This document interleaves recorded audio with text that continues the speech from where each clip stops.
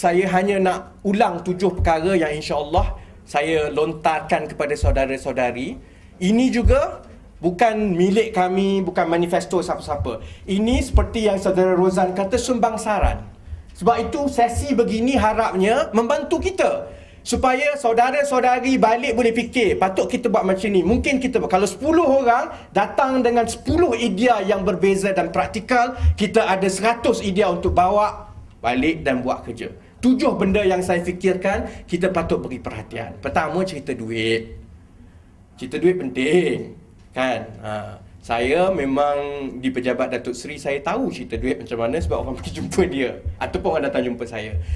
Mana-mana organisasi, kita terpaksa bina sedikit kekuatan kewangan. Dan bila kita kata kekuatan kewangan ini tidak tentu.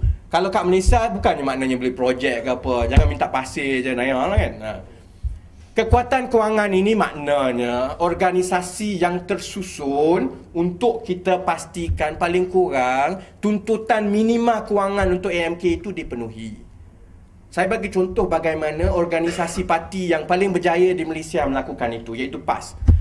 PAS di seluruh Malaysia ni, di kawasan-kawasan dia, sebenarnya ada kawasan-kawasan yang lagi kaya daripada negeri ataupun pusat. PAS kawasan Kemaman saya sendiri, bank account dia dekat 70,000 tiap-tiap bulan. Macam mana dia buat? Dia main kutu. Dia main kutu. Contohnya, ini bukan saya nak suruh main kutu lah, tapi saya bagi contoh, kalau ada kegiatan yang tersusun untuk kita jaga kewangan ini, kita tak perlu dah cerita-cerita nak minta sponsor itu dan sebagainya. Pas di Kemaman, dia main kutu. Contohnya, dia main dengan 10 orang satu kawasan tu, tiap-tiap bulan dia bagi 50. Yang bulan terakhir tu bagi kat parti. Contohnya. Jadi kalau ada 1,000 orang main kutu macam tu, mana tak 70,000 sebulannya? Contohnya. Kan? Jadi, cerita membina kekuatan kewangan ini bukan cerita yang mustahil. Ia perlu dibuat, ia pahit. Dan saya tahu kalau saya kata untuk mulakan koperasi AMK, untuk kita dapatkan 200,000 pertama, kita perlu turun untuk yakinkan ahli kita menjadi ahli koperasi. Memang mula-mula akan baling saya. Orang kata, ni parti apa ni? Orang sepatutnya parti bagi duit, ini kau minta duit. Memang. Tapi kalau kita fikir balik, dia jadi begitu sebab asyik-asyik muka yang selalu datang 70 orang asyik dia nak bagi, mana ya lah.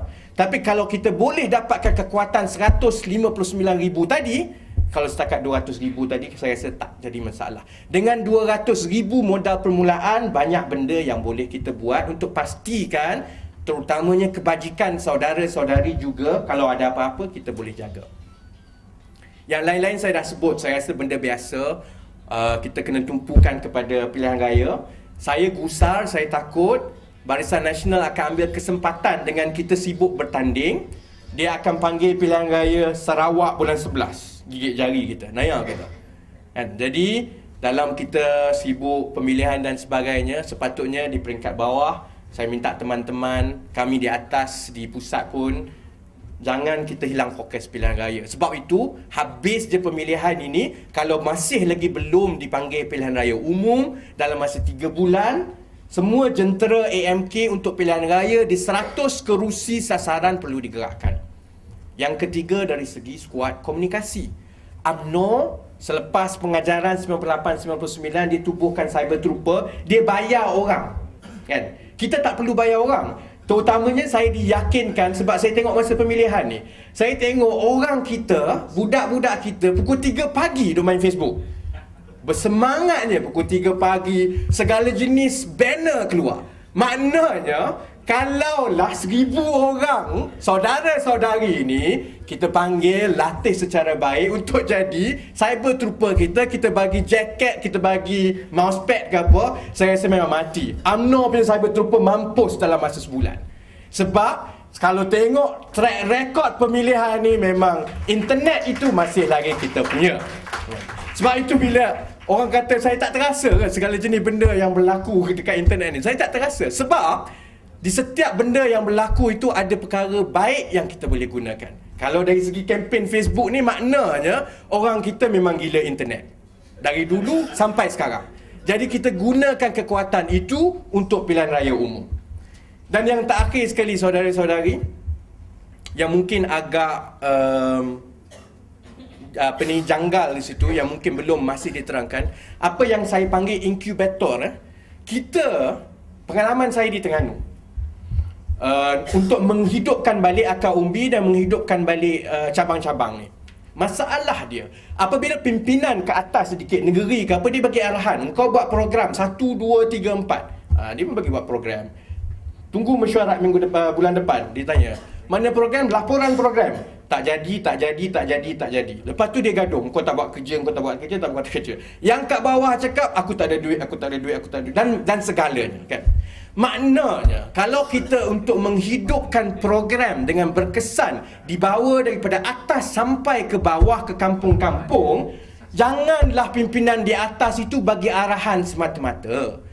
Perlu dilatih, perlu diberikan template. Kalau esok pimpinan AMK di bawah Saudara Rozan kata, kita kena bawa isu PTPTN.